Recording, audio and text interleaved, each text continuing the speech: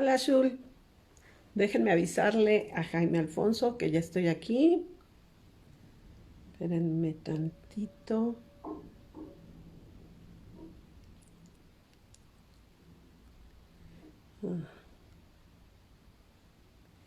Gracias por estar aquí, Shul.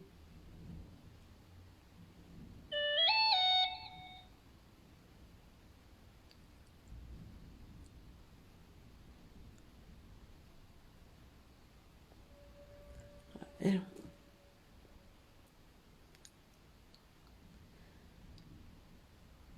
Vamos a esperar tantito. Ahí está ya Jaime Alfonso y...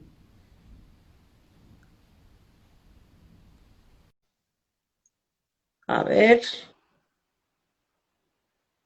espérense tantito. Está esperando. Ya, ahí estamos. Hola, hola.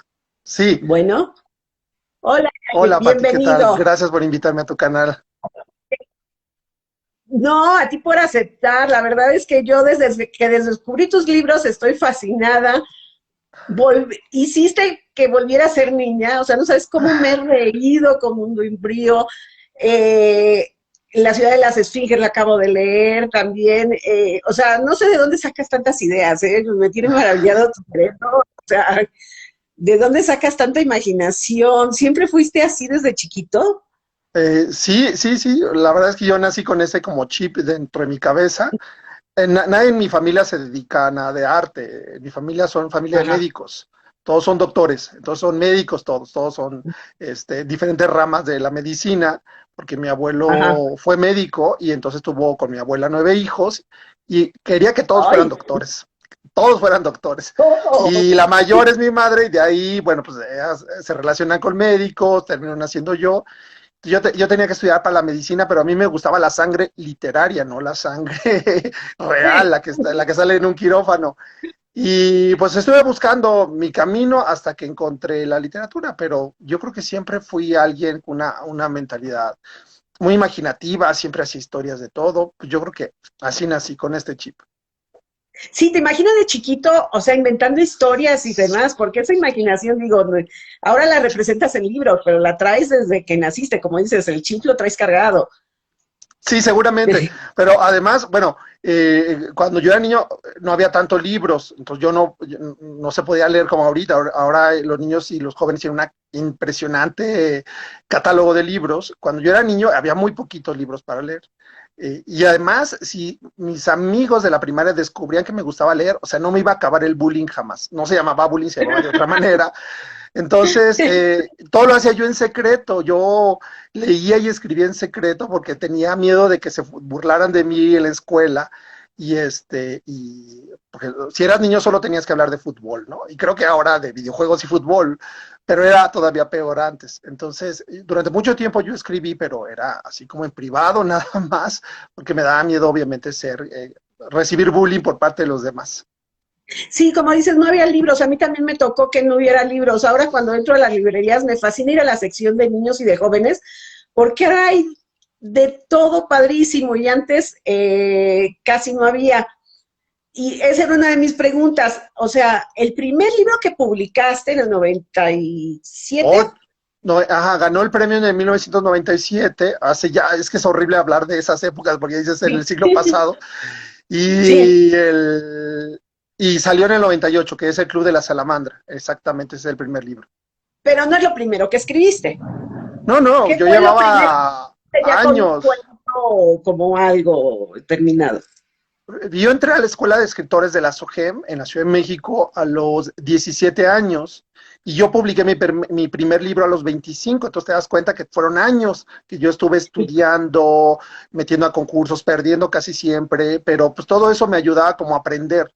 Entonces fueron años de aprendizaje, muchos años, de los 17 a los 25 años, en los que yo estuve escribiendo casi todos los días, pero no Sí, conseguía publicar. Entonces, bueno, y me metí, estudié la carrera de cine, estudié la carrera de letras, literatura creativa, y aprendí, o sea, aprendí muchísimo, hasta que llegó un momento que por fin gané un concurso y fue lo que escribí. Pero yo antes, digamos, mi primera publicación fue en la prepa con un maestro que abrió un taller literario y entonces ahí nos dijo, a ver, a todos los chavos que les guste pues escribir, aquí no hay fijón, aquí no hay bullying, al contrario, escriban poesía, escriban lo que les salga del corazón. Claro, cuando eres adolescente tienes todos los sentimientos así a flor de piel y entonces quieres escribir poesía, quieres escribir un montón de cosas. Y ahí publiqué mi primer cuento, así como publicado, y claro, yo me sentía así soñado. Se Pues hicieron claro. 200 ejemplares, o sea, más bien nuestros papás compraron los ejemplares, pero pues, era la primera vez, ¿no?, que ves tu nombre impreso y te hace muchísima ilusión. Fue en la prepa, mi primer cuento que saqué, y luego tardé muchísimos años en volver a publicar, que fue un concurso que se llama Concurso Gran Angular, de la editorial SM México, que fue cuando gané el Club de la Salamandra. Y has participado en muchos concursos, estuve revisando y, o sea, ¿te gusta estar en los concursos? ¿Por qué tanto participar en los concursos? Porque los concursos, tengan o no tengan mucho o poco dinero lo que te dan una parte del premio de un concurso es publicarte. Sí, es Entonces, una... esa es un gran parte del premio, es que te van a publicar el libro. Porque claro, te pueden dar un premio, te pueden decir que les gusta un libro, etcétera, pero a lo mejor ese libro tarda años, los caminos editoriales son muy complejos. Entonces, que un concurso te diga, parte del premio es que te vamos a publicar. Entonces, yo lo que quería era ser publicado, entonces por eso yo metí a todos los concursos posibles. Y incluso hay una cláusula donde ya no me aceptan en varios concursos porque ya los gané, entonces ya hay un candado que se llama Jaime Alfonso Sandoval, Toño Malpica, que somos los que más hemos ganado. Creo que Toño me gana, Toño Malpica me gana, pero ya no podemos, ya hay una cláusula especial para no entrar a ningún concurso de nosotros. Ya somos, bueno, jurado en todo caso, llegamos a ser jurados y nos invitan. Y era eso, era justo, y yo siempre les recomiendo a los que van empezando a escribir, y yo les digo, entren a todos los concursos que puedan, porque en el momento que ganas el concurso, te ahorras meses, si no es que años de un proceso editorial. Cuando tú metes un libro a una editorial así por afuera, pueden tardarse hasta 2 años en que de aquí a que te leen, de que aquí hacen un informe, que se contacta contigo. Entonces te ahorras todo ese tiempo cuando ganas un concurso. Entonces inmediatamente, como tienen que sacar el libro, rápidamente de alguna manera eres editado y es una satisfacción. Por eso es que yo metía muchos concursos mientras podía, ya no puedo. Ya te limitaron. Pero has sido muy prolífico. Estaba viendo, en 23 años has escrito 26 libros, 11 colaboraciones, más todo lo que has hecho para la televisión. Digo, ¿a qué hora sacas tiempo? Sí, casi que cada año y medio sacas un libro, si no es que menos, no menos. Más bien cada 10, 11 meses estás sacando un libro. Sí, sí, realmente, pues es que es una carrera de años, claro, por supuesto, y sobre todo porque tienes que estar, sobre todo en México, yo creo en México. Total, si a lo mejor naciste, te toca nacer en Europa o en Estados Unidos y de pronto tienes éxito con un libro, pues tardas 5 años en sacar el segundo, o 8 años en sacar el tercero. No, realmente no hay tanta presión, al menos que lo estén pidiendo los lectores. Pero en México realmente no sabes cuánto se va a leer. El grupo lector, por desgracia, es muy pequeño. Realmente hay muy pocos lectores en México. Entonces, sacas un libro, pero pues no pasa nada así emocionante, entonces tienes que sacar otro segundo libro, tercer libro, un cuarto libro, y afortunadamente tengo la facilidad porque siempre se me está ocurriendo una historia, siempre traigo una historia en mi cabeza. Yo creo que he sacado una partecita de todas las ideas que tengo en mi cabeza, como un 5% de las ideas que tengo en mi cabeza. Si yo pudiera, sacaba 5, 10 veces más de los libros pero claro, tampoco voy a saturar el mercado. Y tengo esa facilidad, se me ocurre algo y ahí se me está dando vuelta y se empieza a desarrollar. Y además, yo digo que mis editores han de pensar que yo escribo por kilo, porque les digo, sí, te voy a mandar algo corto y resulta que son 700 páginas. Entonces, tengo esa facilidad de alguna manera de ir como construyendo universos dentro de mi cabeza y así hago los libros, pero pues mira, mientras tenga la musa ahí trabajando y soplándome al oído, inspirándome, pues voy a seguir escribiendo y obviamente que los lectores lo sigan pidiendo. No, todo el mundo lo pide. De hecho, algo que me llama la atención es que hay escasez de tus libros. Conseguirlos es dificilísimo. Yo ahora que conseguí Mundo Umbrío 3, no sabes el trabajo que me costó. Es de la impresión... Ajá, la pasada edición. Y además son un montón, son 700 y tantas páginas, como dices, y lo terminas de leer y te quedas con ganas de leer más. O sea, ¿Por qué no escribes un cuarto de mundo tuyo, los hijos de Lina, no sé? Claro, claro, eso sería padre. Mis libros, en efecto, son a veces complicados de escribir, bueno, no de escribir, de conseguir, perdón, De conseguir. pero, ajá, de conseguir, pero esto es porque las librerías tienen una rotación de libros, bueno, ahorita no por la pandemia, obviamente, entonces, pero cuando las librerías estaban funcionando como tal, antes del marzo del Sí. apocalíptico 2020, una librería recibe, yo creo que a la semana, 150, 200 novedades. Entonces es impresionante el volumen de libros que maneja una librería. Llegan de todas las editoriales, de muchos autores, del extranjero, mexicanos, latinoamericanos. O sea, a una librería le llegan y entonces las librerías no tienen espacio para exhibirnos a todos. Entonces lo que hacen es que nos van sacando, así como las películas, ¿no? Que te exhiben tantas semanas, pero luego te van sacando porque ya llegó el estreno de la semana, el estreno del mes, y obviamente ya mis libros se vuelven complicados de conseguir porque ya quedaron enterrados entre todas las novedades, entre los bestsellers que se hicieron series en Netflix o lo que sea.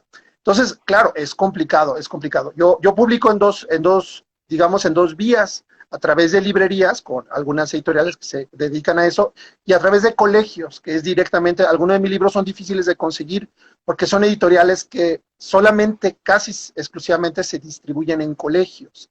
Entonces, para Ya. evitarse todo el proceso es que la librería te dice, bueno, si tú no vendes, yo te saco en 2 semanas. Y adiós, ¿no? Entonces, de aquí a que tú haces Sí, la promoción, ya el libro salió, entonces ya la editorial dice, bueno, mejor ni me acerco a una librería porque me va a sacar rapidísimo, y lo que hacen es distribuir directamente a colegios. Pero cuando la gente, los lectores quieren leerme, pues no encuentran el libro, claro, porque tienen que conseguir a un distribuidor escolar que maneje el título. Entonces, bueno, es una lucha, pero ahí estamos, y cuando los lectores son realmente apasionados, veo que no sé cómo lo hicieron y consiguen los libros, incluso cuando ya están descatalogados o algo así, me los enseñan que los consiguieron. Entonces, claro, a mí me da muchísimo gusto. sí. Oye, me dice Caldero Literario que cómo te quitaste el miedo para dar a conocer tus textos. Porque me revolcaron mucho en los talleres literarios. Tú cuando entras a un taller literario, yo pasé por muchos talleres literarios antes de poder escribir, y tienes que enfrentar ese miedo de que se rían tus compañeros, de que se ría el maestro, de que se ría. Claro, no naces sabiendo escribir increíble, a menos que seas la No. reencarnación de Shakespeare, pero si no es el caso, tienes que aprender. Y tienes que aprender a encontrar tus herramientas, tu propia voz como escritor y todo esto. Entonces yo pasé por varios talleres y a veces me iba muy bien y me aplaudían, y a veces me iba fatal y se reían, o a veces yo escribía algo que según yo era una tragedia y la gente se reía y me decía que era una comedia padrísima. Yo decía, no, no se rían, esto es trágico. Y vas aprendiendo a reconocer y como que vas perdiendo el miedo y vas desarrollando una piel como gruesa. O sea, puedes aguantar y poder como procesar la crítica, porque identificas cuando es una crítica constructiva y dices, ok, con esa crítica voy a aprender. A cuando es una crítica simplemente destructiva, que nada más te quieren atacar, y eso lo aprendes con el tiempo, entonces ya no es personal, ya no te duele y aprendes a lanzarte al ruedo, y obviamente sabes que cada vez que tú presentas algo, pues estás diciendo a los demás, bueno, ¿y qué piensan ustedes? Y te tienes que aguantar a ver qué piensan los demás. Sí, sí. Oye, yo tengo dos dudas. Una, vienes de una familia muy grande, ¿verdad? Por lo que dijiste. Porque en Mundo Umbrío, como planteas a la familia Posafría, que el tío esto, o sea, habla de que, pues, y además ves reflejada, tú dices, es que yo tengo una tía así, es que el primo es así. Entonces, siempre tuve la duda de que si venías de una familia muy grande por cómo construiste Ajá, a esa familia, ¿sí? sí, sí, sí, sí. Digamos que de alguna manera está basada todo el universo de los caracteres de Mundo Umbrío de la familia Posafría en la casa de mi abuela. Bueno, no es mi abuela, es mi bisabuela. Fue mi bisabuela, ella era de un poblado que se llama Río Verde, en San Luis Potosí. Yo soy de San Luis Potosí, bueno, ahí nací. Y digamos que todos mis tíos, tías, abuelos son de un poblado que se llama Río Verde, que es también dentro del estado. Entonces, bueno, yo la conocí a mi bisabuela, murió a los 104 años, y a su vez ella Ay, tenía hermanos mayores, o sea, o realmente sea, eran era centenarios, chiquita. no eran umbríos, pero casi. O sea, era gente muy longeva y obviamente todas esas generaciones tenían 15 hijos y a su vez sus hijos tenían otros 10 hijos. Entonces eran unas familias extensísimas, enormes. Y yo recuerdo que una vez nos reunimos para los 80 y para los 100 años de mi bisabuela. Entonces nos reunimos toda su descendencia, eran varias ramas, o sea, llenamos, al principio, en los 80 años llenamos, tenía una casa muy grande con una huerta, etcétera. Ya para los 100 años no cabíamos en la casa, entonces hubo que rentar de toda su descendencia. Entonces eran todos los nietos, hijos, bisnietos, sobrinos, sobrinos nietos, tataranietos. Aquello era así impresionante. Entonces era realmente como ir a Cimeria, al castillo de Cimeria con todos los tíos, tías y todo eso. Entonces, obviamente, pues en todas las familias hay personajes, ¿no? Está la famosa tía que no sé qué, la tía que se escapó del convento, el tío que fue revolucionario. Entonces, bueno, yo voy como recuperando un poquito de ahí y los voy transformando con la literatura y obviamente algunos sí los invento y otros son inspiración de alguna familia real. Tenías de dónde sacarle. Y otra duda que tengo, ¿eres niñero? O sea, ¿te gusta estar con los niños? Pues aunque no quiera, me obligan a ir a escuelas. Entonces, no tengo hijos, pero actualmente, yo, bueno, digo que siempre tengo 25 hijos que son mis libros, y ahí Sí. estoy, cada uno los cuido, y son como mis hijitos. Entonces, tengo 25 hijos que los tengo trabajando.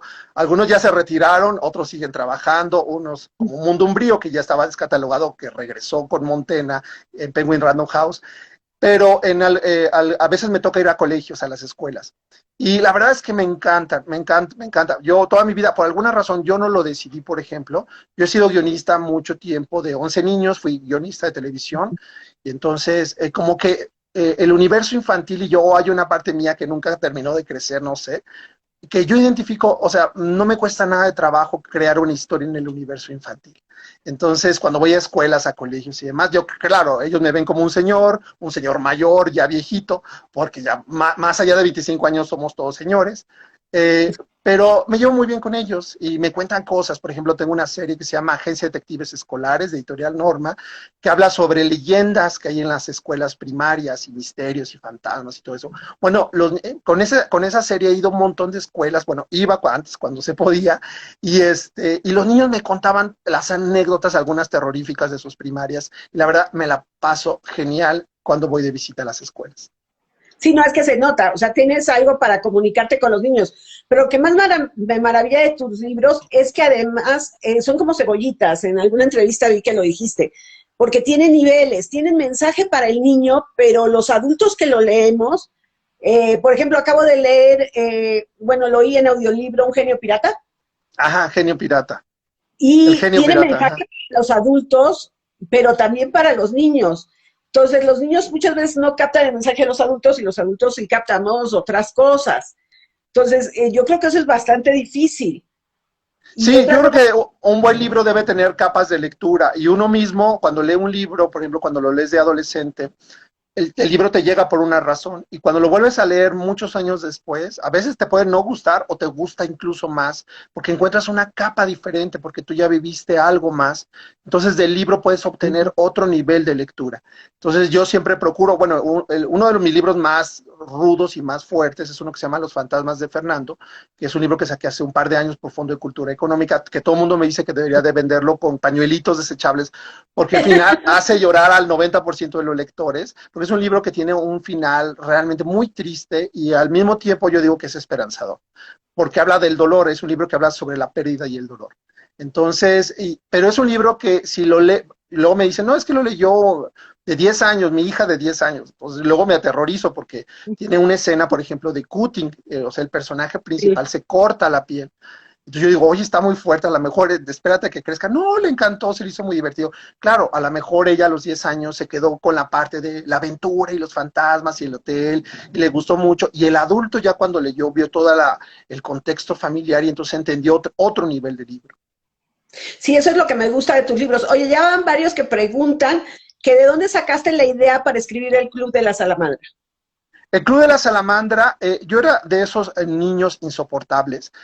Cuando estaba en la primaria, a todo preguntaba, ¿y por qué? De esos así alumnitos que todo el mundo odia, que el maestro dice, no, y yo dice, ¿y por qué, maestro? ¿Y por qué? ¿No? Entonces así. y que por qué el agua es mojada, ¿no? Y todos así, oh, yo siempre tenía curiosidad de todo, así todo me daba, yo decía, pero si hay hielo seco, ¿por qué no hay agua seca? Entonces, en mi cabeza yo todo como que le buscaba un doblez y inventaba algo. Entonces, alguna vez cuando empezaron, el maestro estaba, yo creo que en tercer grado de primaria, empezó a explicar acerca de, bueno, del movimiento solar, el movimiento de los planetas, las órbitas. Entonces empezó a explicar y yo me quedé pues así como dije, bueno maestro, pero por qué los planetas tienen que dar vueltas sobre su eje y luego sobre una órbita y la traslación y la rotación? O sea, ¿cuál es el sentido de tanta vuelta? Entonces yo, pues el maestro no sabía qué decirme. Me dijo, mira Jaime, ya cállate, así viene en el examen y silencio, no interrumpas más la clase. Yo me quedé, claro, muy enojado, ¿no? Entonces, y ese fin de semana yo acompañé a mi mamá al mercado. Entonces, cuando uno ve un pollo rostizado, te das cuenta que tiene dos movimientos cósmicos. Un pollito rostizado tiene rotación sobre su eje, que es en una varillita, y traslación sobre una fuente de calor. Y en ese momento, claro, en mi mente de niño de tercer año de primaria, me hizo así un clic. Dije, claro, los planetas están dando vueltas alrededor de una fuente de calor porque se están cocinando. Y obviamente son redondos, pues porque son huevitos, y entonces adentro, pues obviamente hay como unos pollos cósmicos, y nosotros estamos arriba, pues de un pollo rostizado que está dando vueltas. Hay algunos que están más quemaditos que otros, otros les falta más. Entonces yo empecé a desarrollar toda una historia acerca de los planetas. Y a partir de ahí, obviamente yo empecé a investigar con, estoy hablando de algo que se me ocurrió cuando yo tenía 7, 8 años. Estaba Y chico. hasta los 24, 25 años yo empecé a desarrollar esa historia, ya acerca de unos científicos que creen en la anticiencia. La anticiencia es como explicar de manera científica un evento fantástico. Entonces, claro, esto es una fantasía, pero ellos lo explican de una manera tan científica que hablan sobre las placas tectónicas, que a lo mejor es una criatura, a lo mejor porque se está moviendo la Tierra, que alguna gente incluso me llegó a preguntar, oye, ¿sí es verdad? Entonces dije, no, claro que no, no es verdad, nada de eso es verdad, es una fantasía, pero tiene un lenguaje científico para poderla sustentar. Entonces, ese es el origen del Club de la Salamandra, y a partir de ahí, del origen del Club de la Salamandra, en un pasaje, uno de los anticientíficos se menciona que la Tierra tiene capas, que Sí. son, hay una infratierra y son capas de cebolla y que hay civilizaciones ocultas. Hay toda una corriente de la ciencia ficción y sobre todo de la fantasía que es sobre la infratierra, que se desarrolló mucho tiempo. Yo dije, yo quiero hacer una historia sobre eso. Entonces, de alguna manera, el origen del Club de la Salamandra también es el origen de Mundo Umbrío, porque se van como conectando, tanto que los libros se conectan. Hay una pequeña continuación en el Mundo Umbrío 3 del Club de la Salamandra. Sí, también lo acabo de terminar y dices, ya sé qué pasó con Rudolf y Graciela y todo. Oye, pero algo que vi, yo cuando empecé a leer el Club de la Salamandra dije, puso anticiencia porque pues para no meterse a estudiar de ciencia y crear ciencias nuevas como la de las montañas que se mueven, pero sí te metiste a estudiar cosas de ciencia, porque cuando el Nemo 1, Nemo 2, Nemo 3 tienen los problemas de presión y demás, pues ahí hay un trasfondo real de científico que tuviste que haber investigado un montón, y además a la hora de escribirlo súper sencillo sin que se vea el clásico libro de escuela, ¿no? Entonces sí, me imagino que sí te metiste, te empapaste. Sí, claro, yo soy científico frustrado, entonces a mí siempre desde niño me gustaba todo lo que tenía que ver con ciencia. Para ser un científico necesitas tener mucho conocimiento y muchísimo rigor científico y muchas horas de estudio, muchísimas horas de estudio. Y yo creo que soy científico frustrado, hubiera sido una de mis profesiones que me hubiera encantado ser. Y para hacer el libro, bueno, estoy hablando en el finales de los 90, 97, el Internet era una cosa lentísima y me puse a estudiar libros de ciencia, no internet, no había internet, no había Wikipedia, todavía no existía Biblioteca. como tal, era biblioteca y me fui a hacer estudios, porque además la ciencia ha tenido muchas ramas, o sea, lo que conocemos ahora como ciencia, para llegar a cada una de las ramas de la medicina, pasaron por otras que ya se llaman paraciencias, que eran ciencias Mm. simultáneas que luego resultaron erróneas. Por ejemplo, la frenología, que hubo un momento que se creía que era real, que según las protuberancias que tuvieras en el cráneo, era tu personalidad y tu tendencia a la locura o a la violencia. Y había científicos de tal, y hasta el presidente Díaz creía en ello y recomendaba que la gente se fuera a investigar. Y resultó que no, eso no tenía nada que ver. Y la ciencia ha probado muchos caminos. Entre esos caminos hay unos caminos que ahorita se antojan como de fantasía, pero fueron parte de la historia de la ciencia. Entonces, sí, me puse a investigar todo eso. Yo siempre, para hacer cada uno de los libros, sobre todo esos complicados, me pongo a investigar. Es un periodo previo que me pongo a leer para hacer Las Ciudad de las Esfinges, que es una historia, bueno, para niños, pero También pues está muy padre. yo me puse a investigar sobre teosofía, sobre civilizaciones ocultas. Por supuesto, luego investigo más de lo que necesito, o sea, porque me pico yo leyendo cosas históricas y demás, hasta que ya de pronto me digo, Jaime, ya te tienes que dejar de investigar y ponte a escribir, porque si no, pues tú feliz de la vida vas a estar 10 años leyendo sobre una cosa. Pero es algo, es parte del proceso de escribir, la investigación, y me gusta muchísimo.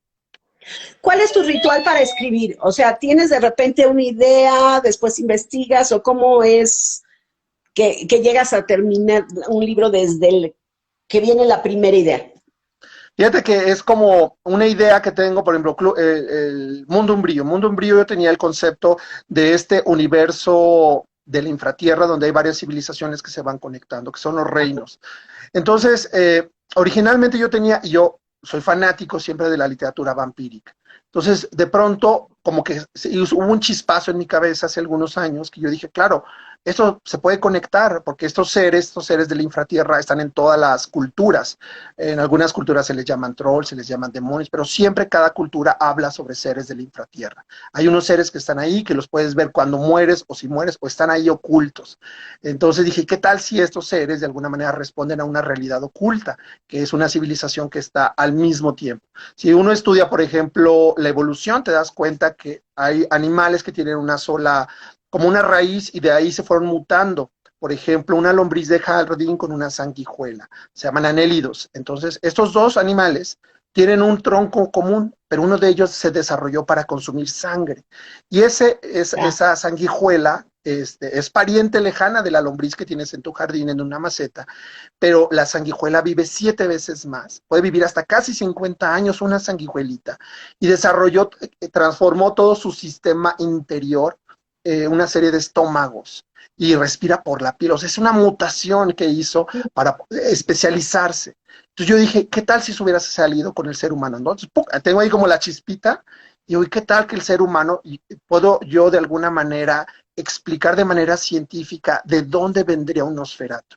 ¿Cómo vendría? Entonces ahí viene como el origen, y ya lo que hago yo a partir de ahí es empezar a hacer prueba y error y hacer experimento, y entonces a empezar a conocer a mis personajes. Por ejemplo, yo siempre digo que de Mundo Umbrío 1, el primer libro, yo creo que fácil lo reescribí unas 7, 8 veces. Mundo Umbrío 1 hasta encontrar, o sea, no todo el libro completo, pero sí por lo menos unas 100 páginas. Que yo hacía 100 páginas, no me gustaban, algo no me gustaba, empezaba yo en primera persona, Lina narrando el libro, me daba cuenta que no eran, que algo no funcionaba, tiraba esas 100 páginas, volvía a empezar otra vez, como si fuera el tono policíaco. Yo dije, voy a hacer un tono negro oscuro, según yo policíaco, no me funcionaba, volví a tirarlo, hasta que encontraba de pronto, un tono especial.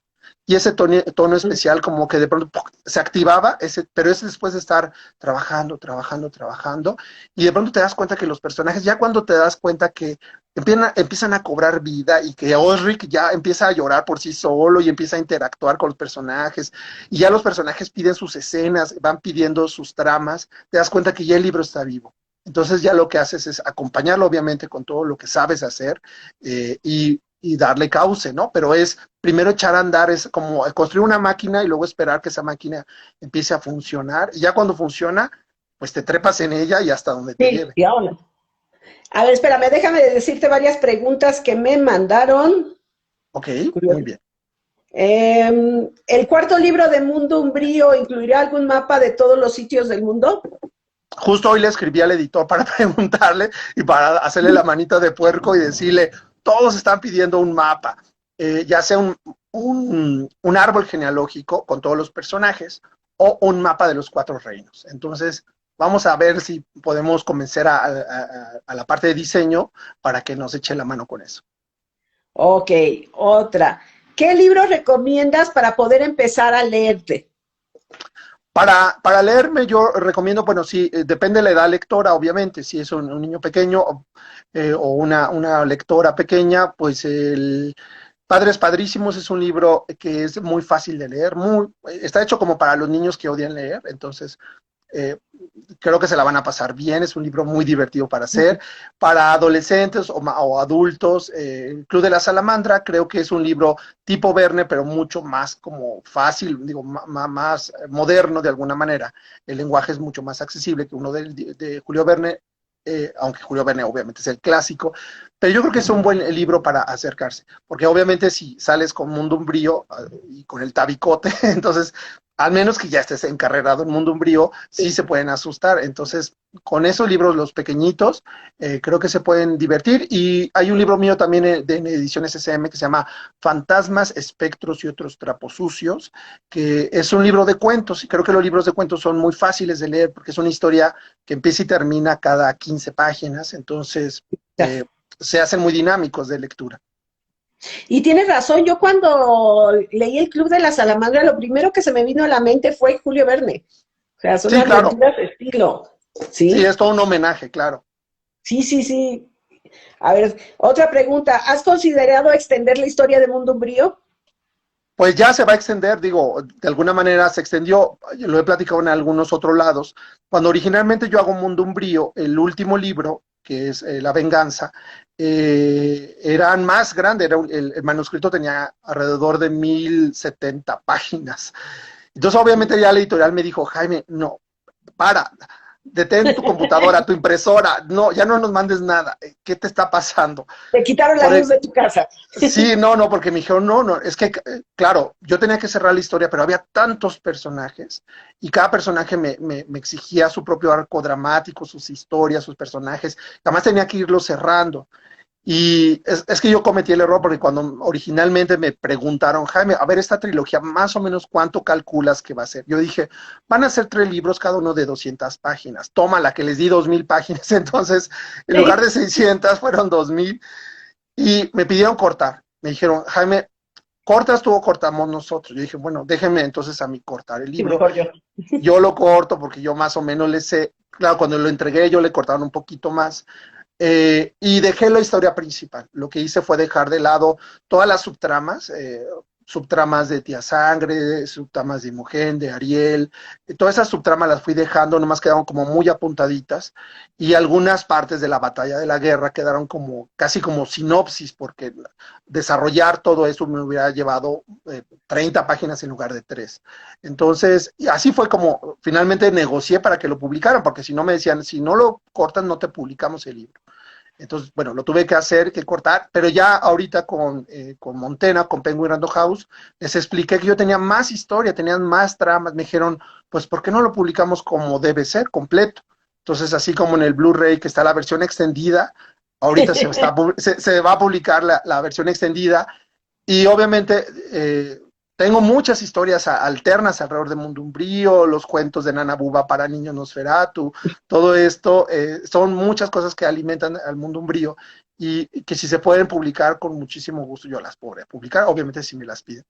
Por favor, si no la tienes, publica la historia de Imogen con la tía Sangre, porque Sí, este pleito por el novio y demás, me quedé ah, con todas las dudas de saber cómo estuvo y la situación. porque se hace tan amargosa a Tía Sangre, pues es claro, pues le robaron al marido, su propia hermana, que es la buena Pues, además, se supone que es la buena, pero le robó el amor de su vida, sí, claro. pues incluyenoslas. A ver, otra. ¿Cuál es el personaje de Mundo Frío que te gusta más, con el que más te identificas? Me cae muy bien Mot y Puck. Mot y Puck, que son los Ay, son tíos geniales. siameses de Lina, porque además son súper relajados. Bueno, uno es como medio depresivo, medio pesimista y otro es optimista, pero pues están pegados. Digamos que son bipolares, pero son los dos polos pegados en la mitad de un solo cuerpo. Y ellos me caen muy bien porque además como que siempre bajan la parte más, cuando hay un momento muy terrible, ellos bajan como la tensión, son muy simpáticos, les gusta mucho, se divierten con las cosas vampíricas, seguramente ellos leen Crepúsculo y les gusta y se ríen y todo eso. Entonces me gustan mucho esos personajes. Osric al principio me desesperaba, a mí mismo me desesperaba muchísimo porque Osric se la pasa llorando todo el tiempo. Hubo un momento que yo lo he comentado que yo tenía pensado a Osric eliminarlo en el primer libro, Nada más que no se dejó matar, ese personaje es un personaje que empezó a cobrar vida e importancia, y luego me di cuenta que era importantísimo para toda la saga. Entonces lo dejé a Osric y también me cae muy bien, yo creo que son de mis favoritos. De hecho, me preguntan que por qué Osric llora tanto y que si has contado cuántas veces llora a lo largo de la trilogía. Ulrich está inspirado en mi hermano menor se llama Antonio, yo le gano por Ay, 4 años, y era absolutamente llorón mi hermano, pero una cosa, o sea, lloraba por todo, lo llevaban al circo y lloraba, lo llevaban al cine y lloraba, lo llevaban a la escuela y lloraba. Y algún día cuando creció le preguntaron, ¿pero por qué llorabas tanto? Dijo, pues es que me gustaba, yo creo que sacaba siempre algo ahí, era muy sensible, no sé, mi hermano, era absolutamente llorón mi hermano, absolutamente, como era el menor, era el consentido, era lloroncísimo. Y Ulrich aparentemente es un personaje, es que es un personaje muy débil, que tiene una gran fortaleza. Entonces, creo que eso es lo bonito de ese personaje, que es tan débil, que ha recibido tanto bullying por parte de los demás, de los primos, de su propia hermana y demás, pero es un personaje aparentemente débil con muy pocas capacidades, pero es totalmente fiel y es sí, valiente cuando se necesita hacerlo. Entonces, creo que eso es el valor de ese personaje, que si lo hubiera inventado desde un principio que era súper valiente y que no le da miedo a nada, no hubiera sido tan interesante que tener esa contradicción, de ser un personaje aparentemente que no tiene ningún poder, ningún valor hacia los demás, puede ser tan fiel con el personaje principal que es. también preguntan que Segismundis, ¿en quién te inspiraste? Pues él es como la contraparte de Lina. Si se dan cuenta, Lina y His, ellos son como si fuera de alguna manera un mismo, la famosa naranja, mi media naranja, pero ellos están en diferentes mundos, en diferentes civilizaciones. Lina es considerada una belleza en el mundo umbrío por sus rasgos Nosferatu, pero Sí, aquí arriba en el mundo tibio, obviamente, todo el mundo le hace burla, le dicen cara de gnomo y la tratan fatal. Entonces, y a su vez, His está considerado una deformidad horrorosa en el mundo umbrío porque no tiene los rasgos que se espera de un varón umbrío.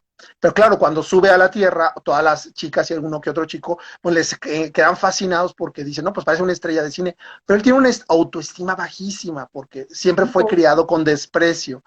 Y Lina, a su vez, también, ella nada más se aferró al conocimiento porque ella se sentía horrible, fea, muy fea. Era totalmente antipopular. Y de alguna manera, His es como el espejo de Lina. Cuando se conectan en el mundo umbrío, pues se complementan y los dos ayudan a crecerse y a verse en los ojos del otro. Entonces, por eso funciona, creo yo, como complemento. oye, y otra duda que tengo, porque yo digo, el mundo umbrío me fascinó, sobre todo el primero, que es cuando te introduces a todo el mundo, que es muy mexicano, o sea, empiezas a ver Santa María la Ribera, la Roma, por lo menos los que crecimos en la Ciudad de México, de inmediato nos ponemos en el libro. Y más acostumbrados a leer esos libros que normalmente son en otro lado del mundo, en Nueva York o nunca en México. Sí. Pero, y con tantos dichos mexicanos, ¿no? Marcia, la mamá de Lina, o sea, yo soy muy de dichos, entonces de inmediato dije, ya me vi, ahí estoy. Pero en otros países, ¿cómo reciben esos libros tan mexicanos? También México Land, o sea, ¿cómo reciben eso? Porque uno se identifica, pero, por ejemplo, en Latinoamérica, en algunos otros países, ¿qué te dicen? Pues lo que pasa es que el mundo umbrío está solo editado en México, no llega a otras partes del mundo. Lo leen porque yo creo que lo bajan de algún lado o porque lo consiguen en ebook, pero realmente yo lo hice justo porque yo quería darle identidad a mi libro, una identidad nacional, una identidad mexicana. Yo dije, bueno, cada autor es libre de hacer lo que quiera. Hay un autor que puede decir, yo quiero escribir mi libro que se desarrolle en Babilonia, es totalmente válido. Pero yo dije, yo quiero que mi libro tenga algo que yo no he leído, que no me ha tocado leer, que es ver los escenarios que yo paso, ver el metro de la Ciudad de México, ver el Zócalo, ver Plaza Garibaldi, ver Santa María la Ribera, la Narvarte, la Roma, ver los lugares por los que yo camino y que la gente hable como habla mi familia, ¿no? Era lo que yo quería hacer, Sí, porque no me importaba, pues, si les interesa o no les interesa o entienden o no entienden, porque realmente yo sé que el 95% de mis lectores son mexicanos. Es muy complicado que un autor mexicano salga al extranjero, es muy, muy, muy complicado. Normalmente las editoriales están cerradas ya no te digo en Estados Unidos es casi imposible, es un milagro si tú consigues que alguien te traduzca al inglés, porque las editoriales norteamericanas están cerradísimas, no les interesa. Dice, nosotros nos bastamos con todo, no necesitamos un extranjero que venga a publicar, son muy escasas las traducciones. Entonces yo dije, bueno, pues estos son mis lectores, estos son mis escenarios, este es mi lenguaje, voy a escribir para mí. Y yo creo que si en algún momento más hacia el futuro se llega a traducir algún libro mío, a lo mejor se van a perder algunas partes que son culturales, algunos chistes que son culturales. En algún momento se llegaron a vender algunos libros como exportación a Colombia y aunque no entendían alguna que otra palabra, entendían el concepto en general y les gustaba mucho. Entonces yo digo, hay cosas que son universales, que hay historias que son universales, que no importa que no entiendas o no. Pero es eso justo, yo quería, y muchos de los dichos, así como habla Marcia, hablan muchas de mis tías, son sus palabras, así yo las podía escuchar Sí, en la cabeza, entonces yo decía, pues quiero que eso, quiero que el libro tenga eso, que tenga carácter, un carácter nacional. sí, de hecho muchos me decían que cuando te traduces al inglés, que cuando se venden en editoriales, en librerías en Estados Unidos, tus libros es otra de las preguntas que hay. También me Pues, pregunta que de los fantasmas de Fernando, ¿qué tanto hay de ti en el libro de los fantasmas de Fernando?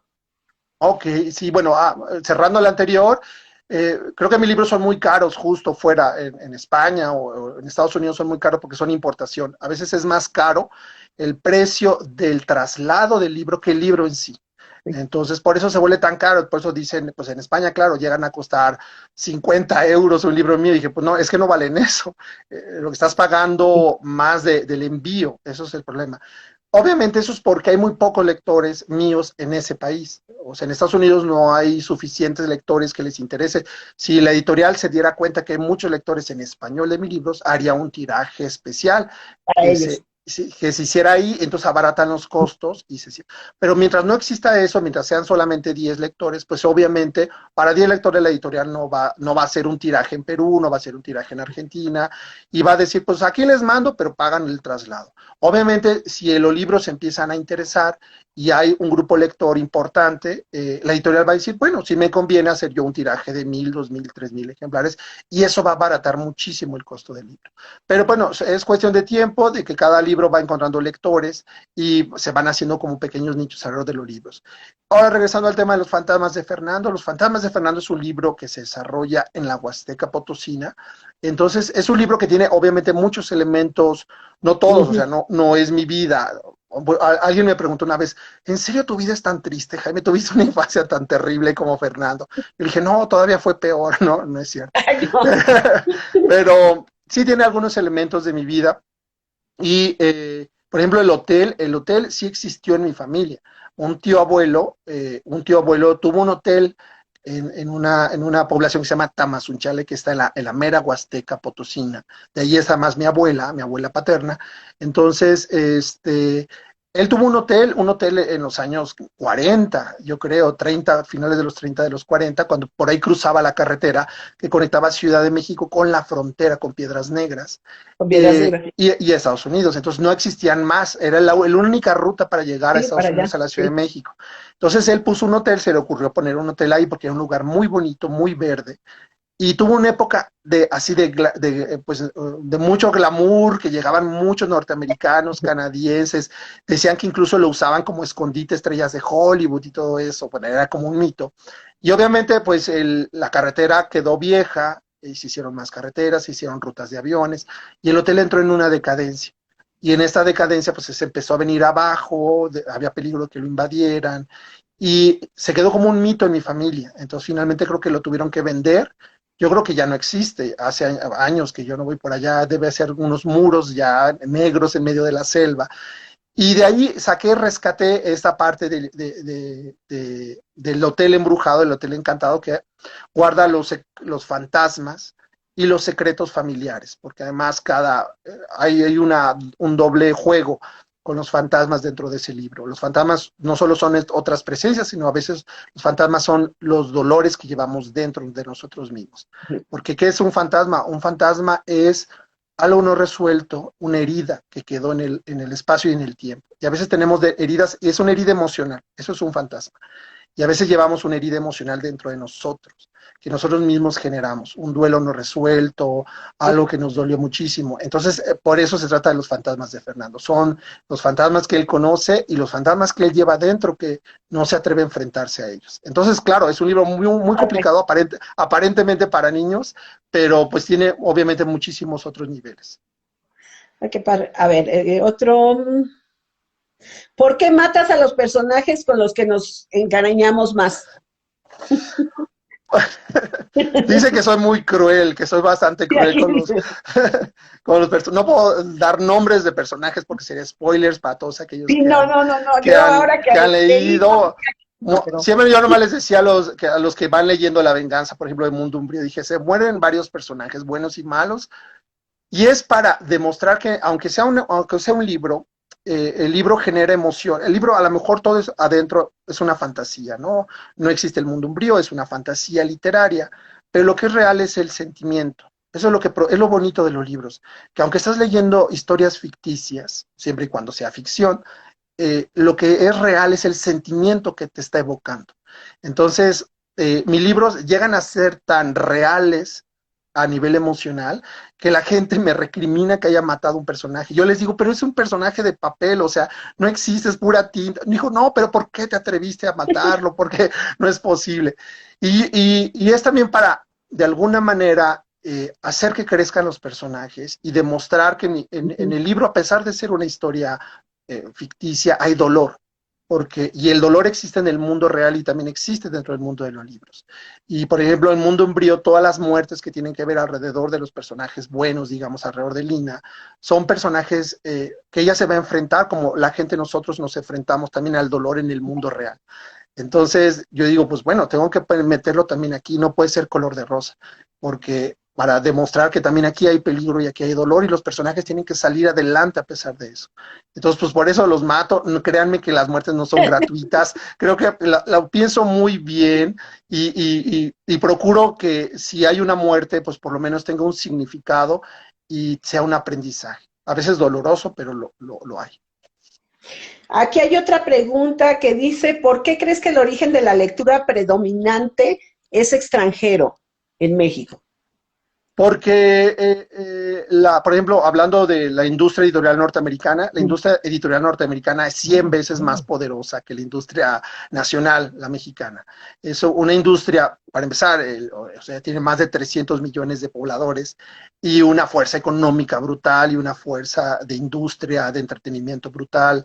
Entonces, y tienen todo el sistema de mercadotecnia, distribución, o sea, tú vas y quieres competir, ¿no? Te entras a la librería con tu librito, no sé, en una librería, pero al lado hay un libro que ya tiene una serie de Netflix que están haciendo, ya tiene, entonces, claro, tiene una mercadotecnia atrás fuertísima, Sí. porque viene apoyada en su país con toda una industria que está por todos lados, entonces obviamente tiene una difusión que difícilmente tú vas a alcanzar, ¿no?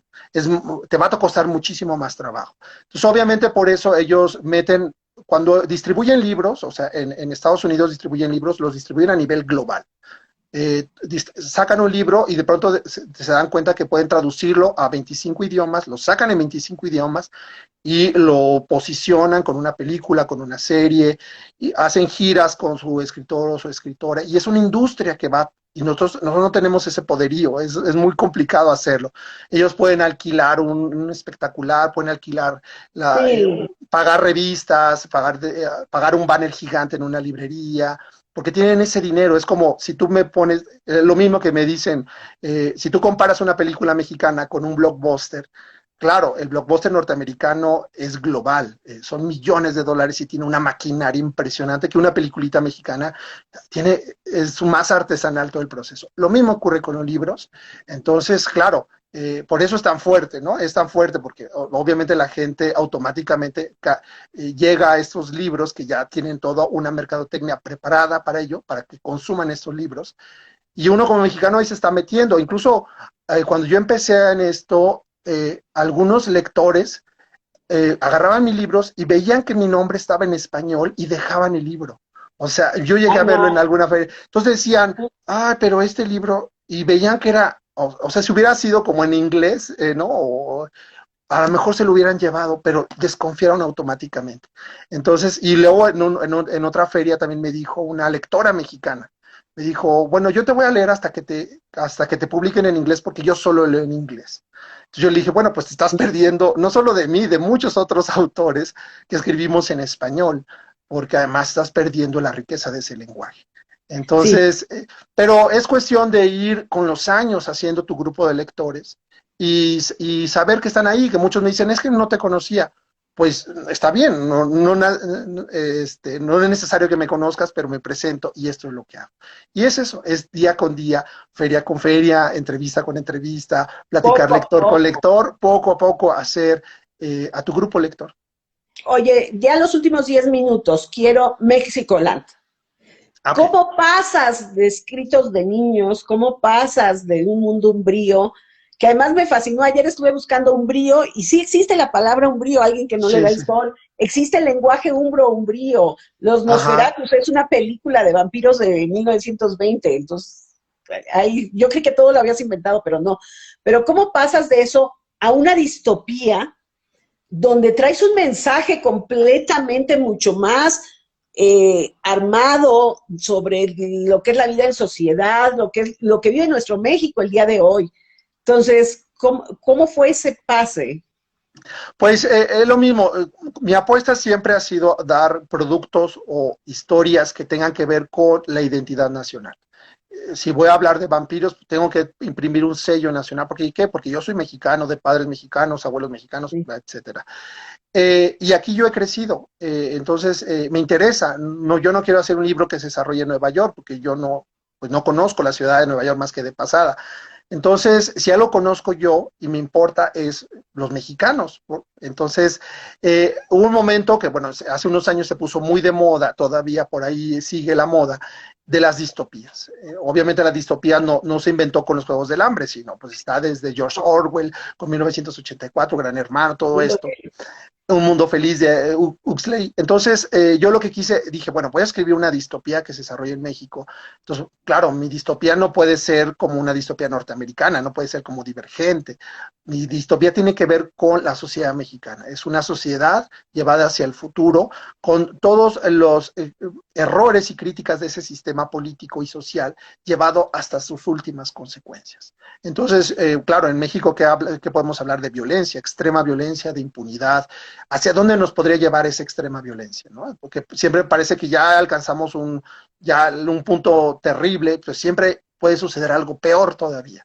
Entonces, lo que yo hice fue, en una distopía, es llevar hasta sus últimas consecuencias, que es una fragmentación del país, que se van perdiendo poblaciones, como llega a suceder en el México actual, donde ya sabes que ciertos territorios, el gobierno no los gobierna. Hay otro grupo No. que gobierna y que es la autoridad en ese lugar. Y eso, entonces yo me fui de ahí sacando, yo no sabía si podía publicar el libro, por ejemplo, ¿no? Porque yo me estaba arriesgando a que tuviera una crítica política fuerte, digo, no de la política actual, porque no sucede en el México de hoy, pero sí hablo sobre impunidad y sobre injusticia, sobre clasismo, sobre racismo. Entonces, pues me lancé a eso. Yo dije, bueno, a ver si alguna editorial yo le platicé a 2 editoriales con las que publico, cuando les dijeron yo les dije, ¿no? De qué iba, sí se asustaron, me dijeron, bueno, Jaime, mejor tráenos algo bonito, una historia de niños, ahorita no tenemos pensado algo así, no sabemos si vamos a poder vender una historia así, y 2 editoriales me dijeron de plano que no, que mejor no les mandara eso, hasta que el editorial Random House me dijo, Diego, el editor, me dijo, suena interesante, a ver, pásame, nosotros no tenemos problema con eso. Y así fue que finalmente se hizo ese libro, se hizo el libro de México Land, y claro, es un libro que tiene muchas partes de humor, un humor muy oscuro, muy negro, Sí. y yo detectaba 2 tipos de lectores, algunos lectores que me dicen, el libro está divertidísimo, me la pasé riendo todo el tiempo. Y otros que me dicen, está terrible, sufre horrible el personaje, pobrecito, no, de Temo, es una tragedia atrás. Y todos lo ven como por el lado dramático y otros lo ven por el lado cómico. Entonces yo digo, bueno, pueden hacer, yo me divertí haciéndolo, yo pensaba que era chistoso, pero te quedas pensando y dices, no, son puras tragedias lo que le pasan al pobre chico. Y es esto, es un juego para hablar del futuro que estás hablando del presente. Eso es una distopía. No, y además lo que me fascina del libro es que te ríes, pero luego ya no sabes reír o llorar, porque dices, retratas también el México, y hay muchas cosas que ahí lo ves. Por ejemplo, yo el muro, me identifiqué con el muro de Berlín, ¿no? La diferencia que había del mundo socialista con el mundo capitalista, el Mexpla, digo, yo vivo, soy chilanga, pero ahorita vivo en Puebla y voy mucho a la Ciudad de México y hace poco mi marido y yo decíamos, al rato ya no va a haber carretera, va a estar todo. Y Sí. eso lo veo en un libro y digo, me leyó la mente. Entonces, a mí me fascinó que fuera una distopía en México porque, como tú dices, nos vemos reflejados. Las otras como que siempre son en Exactamente, Nueva sí. York. No sé qué tienen los gringos que quieren destruir en Nueva York en todos sus libros, en todas sus películas. Y qué bueno que le hiciste de México. Ve, mira, aquí hay una votación, casi todo el mundo está diciendo que Mundo Umbrío para Netflix. Quién sabe, en una de esas, mira, lo conseguimos y ya tiene presencia global en una de esas. Ojalá. Oye, nada más para cerrar, ¿qué consejos darías tú así rápidamente para que los jóvenes leyeran más? Yo sé que tú trabajas mucho en eso, pero desgraciadamente, digo, yo soy maestra de licenciatura y mi primer día de clase siempre les pregunto a los chicos, díganme quién lee, pero quién lee porque le gusta, no porque te dejaron en la escuela leer algo. Y son pocos. Ujú. Entonces, ¿por qué crees que en México hay tanto chico que no se ha dado la oportunidad de encontrar un libro o un género que le guste? Yo creo que porque gran parte de los estudiantes en México, sobre todo, han tenido mala experiencia con el primer acercamiento a la lectura. Yo lo llegué a tener incluso yo, cuando estaba en la secundaria, un maestro nos puso a leer El Cantar del Mío Cid. La mitad del grupo entró en coma por aburrimiento. No le entendía, no sabían de qué iba, en qué idioma estaba. No obviamente es un castellano medieval, entonces no entendían absolutamente nada. Y muchos de ellos se quedaron vacunados contra la lectura. Dijeron, si esto es un libro, no quiero volverlo a leer. No quiero volver a enfrentarme a este suplicio y a este martirio, y ahí se ven. Y se van, o te dicen, mejor veo la película, a ver dónde está, y ya. Me Claro, espero a la entonces, película. no, es un hábito que tienes que tomar y que va a costar a veces trabajo y a veces no. Pero muchas veces alguien te conecta con los libros. A veces un booktuber, por ejemplo, te puede conectar con los libros. Por eso yo admiro mucho el trabajo que hacen los blogueros, los booktubers, los bibliotecarios, los promotores de lectura, porque ellos son puentes. Y entonces a mí luego un maestro de la preparatoria me llegó a conectar con los libros cuando nos puso a leer La Odisea, que todavía es más viejo. Entonces, todo el mundo decíamos, pero ¿por qué? No, así todo el mundo quería huir de... Entonces el maestro fue muy inteligente porque nos fue explicando, dijo, bueno, este libro necesita que ustedes conozcan el mundo, cómo era cuando se hizo este libro, cómo era el universo, cómo eran los monstruos, cómo eran las guerras, cómo eran los países, cómo vivían los niños, las mujeres, los esclavos. Entonces nos empezó a como introducir ese universo y al final, o sea, disfrutábamos tantísimo la clase que hasta hicimos un taller literario y que escribí mi primer cuento. Él fue como mi vehículo, mi cuento. Entonces yo digo, si lo que sucede es que, pues, acércate a lo... Si tú calificas a toda la literatura por un libro que no te gustó, te estás cerrando la puerta. Es como si una persona no quiso ser tu amigo, entonces tú dices, ya no voy a tener amigos nunca porque todos son igual. Entonces, no, esa es esa persona, ese es el libro, lo que tienes que hacer es buscar a otro más. Yo siempre digo que los libros son como amigos, no todos van a ser tus mejores amigos, pero va a haber un libro en algún momento de tu vida que puedes ser niño, adolescente o adulto, la edad que sea, que cuando lo abras vas a sentir como que fue escrito para ti, que es un libro que te resuena completamente. Y en ese momento es como que se abre la puerta y se vuelve como tu amigo ese libro, y ese libro amigo te va a presentar otro libro, y luego otro libro, y el Sí. otro libro. Pero tienes que encontrar a ese libro que te está esperando, que fue hecho para ti, y ese libro cuando lo conozcas, porque está ahí, hay millones de libros, por supuesto que va a haber uno que te está esperando, lo tienes que encontrar, te va a presentar el resto. Y se te va a abrir un mundo nuevo, un mundo nuevo. Yo sé que es muy complejo, es una tarea que tenemos que hacer desde diferentes ángulos, desde los escritores, desde los bibliotecarios, desde los maestros, los promotores, los booktubers, youtubers, periodistas, todo el mundo. Y cuando conocemos a la gente que ya entró a este universo, pues damos las gracias. Así sea uno, ahora sí que uno a la vez, y ya con eso estamos ganando la batalla del día. Pues bueno, ya no tardan en cortarnos en unos segundos. Muchas gracias, gracias por aceptar. Es mi primera entrevista, tenía muchas ganas. En la FIL yo me fui el día que tú estuviste, entonces hiciste un sueño realidad, ¿sí? Muchas gracias, Pati, un gustazo estar aquí contigo, con todos tus seguidores y un abrazo bien grande, cuídense todos y estamos en pandemia, hay que extremar precauciones, pero el mundo no está cerrado, el mundo está abierto, en cada uno de los libros es una puerta a un mundo distinto. Gracias.